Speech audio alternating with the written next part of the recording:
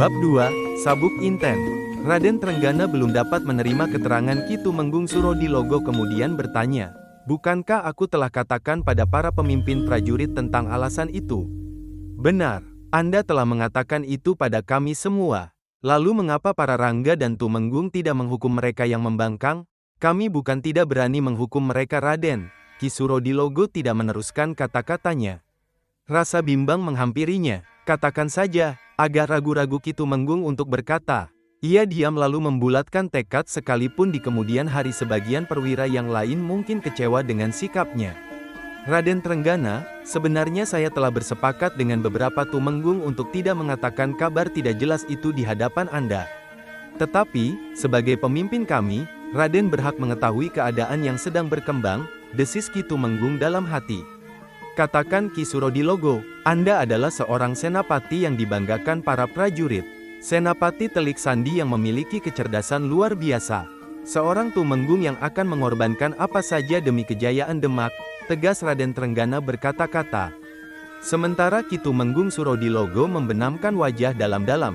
Kemudian Ki Surodilogo berkata, "Raden, orang-orang ini telah menanyakan kesiapan Demak dan mengatakan pada para prajurit bahwa Demak sebenarnya tidak mempunyai persiapan dan kelengkapan yang dapat mengatasi kadipaten-kadipaten di daerah timur.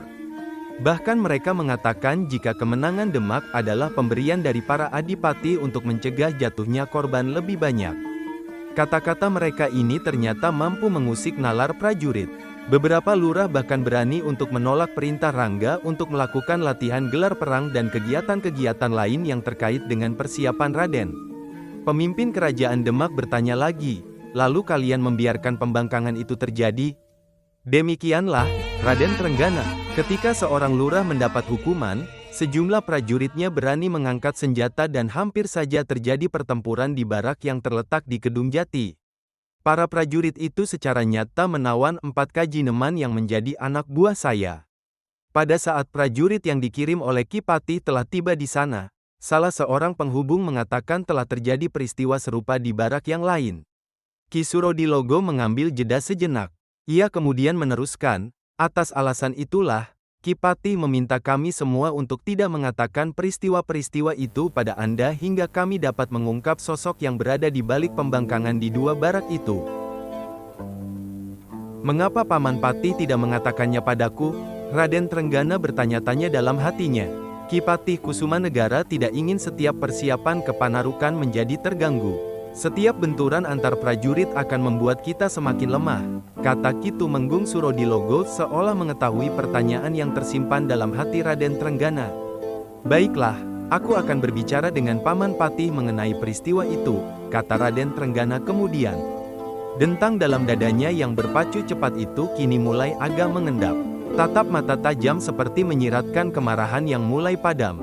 Ia berkata lagi, "Kini aku perintahkan padamu. Aku minta kau berangkat ke Pajang untuk menemui Angger Adipati Hadiwijaya. Bawalah pusaka Sabuk Inten sebagai pertanda engkau datang sebagai utusanku secara pribadi. Sampaikan padanya, aku mengundangnya datang ke Demak." Rasa terkejut memenuhi dada Ki Tumenggung Surodilogo. Ia dapat menduga bahwa mengundang Adipati Pajang merupakan pertanda ada kejadian atau rencana penting yang akan dikemukakan Raden Trenggana. Tetapi ia tidak menyangka akan dibekali pusaka keramat Demak Bintara, keris Sabuk Inten. "Kemarilah," perintah Raden Trenggana yang telah berdiri dan memegang keris Sabuk Inten. Ki Tumenggung Surodilogo beringsut maju setapak demi setapak. Tangan Ki Tumenggung Surodilogo bergetar hebat saat menerima pusaka dari tangan Raden Trenggana. Kening Ki Tumenggung sedikit mengembun saat menyimpan dengan hati-hati pusaka itu ke dalam kantung kulit yang kemudian diselempangkan di depan dada. "Ki Tumenggung," kata Raden Trenggana penuh wibawa setelah kembali ke tempat duduknya, "bagaimana menurutmu jika aku meminta Pajang mengirim pasukan untuk bergabung dengan Demak?" Ki Tumenggung Surodilogo tidak segera menjawab.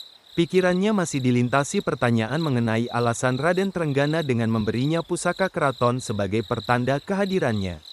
Tentu saja Ki Surodilogo menjadi heran dan bertanya-tanya karena masih banyak pusaka yang sebenarnya dapat menjadi wakil kehadiran pemimpin Demak. Meski begitu, akhirnya Ki Tumenggung segera mengalihkan perhatian pada pertanyaan yang diajukan Raden Trenggana. Adipati Pajang sudah barang tentu akan senang dapat membantu Demak.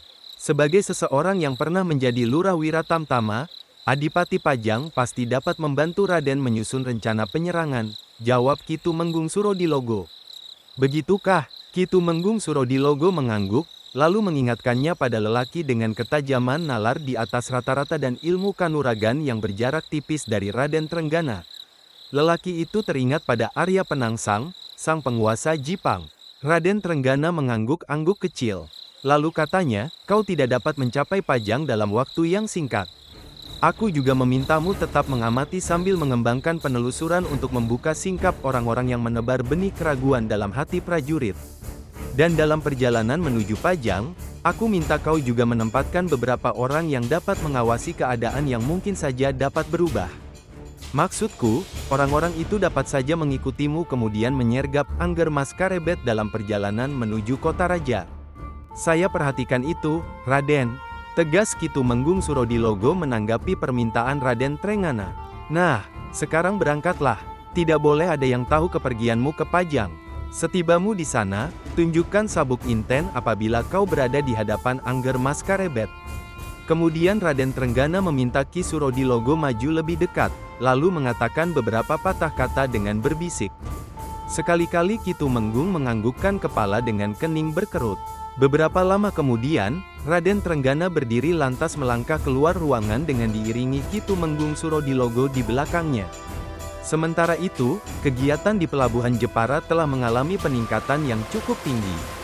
Para pengawas yang bekerja di bawah pimpinan Ki Tumenggung Jayasrana secara rutin melaporkan setiap perkembangan.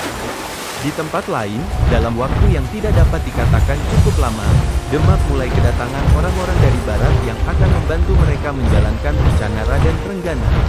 Atas kedatangan bala bantuan dari barat, Raden Trenggana mengumpulkan para pemimpin Demak di sebuah ruangan yang cukup besar. Dengan tekun Raden Trenggana menyimak pendapat-pendapat yang diutarakan oleh para bangsawan dan perwira. Sebagian dari mereka berpendapat untuk menempatkan bala bantuan itu di setiap benteng dan dinding kota raja. Dan sebagian senapati berpendapat, membagi bala bantuan dengan cara menyertakan sebagian dari mereka dalam rencana penyerangan. Raden Trenggana kemudian bertanya, apakah kekuatan Blambangan dapat mengimbangi kita? Lalu, apakah kalian tidak khawatir bala bantuan yang datang justru menikam dalam lipatan? Seorang senapati yang telah kembali dari Panarukan menjawab, kekuatan di Panarukan tidak seluruhnya dapat diukur melalui jumlah prajurit, Raden. Saya tidak dapat mengatakan kemampuan yang ada pada pribadi masing-masing. Tetapi para petugas sandi yang mampu mendekati tempat-tempat latihan mereka telah menilai bahwa Blambangan tersusun dari berbagai unsur. Seorang petugas melaporkan bahwa ia pernah melihat prajurit Tuban berlatih bersama di Panarukan. Sementara petugas yang lain mengenali ciri-ciri pakaian para pengikut Pangeran Tawang Balun. Untuk itu, saya tidak akan mengatakan kekuatan di Panarukan berada di bawah kekuatan yang kita miliki. Raden Trenggana lekat menatap wajah senapati itu, katanya, bagaimana pendapatmu mengenai perpaduan kekuatan kita dengan Jepara dan bantuan dari Barat?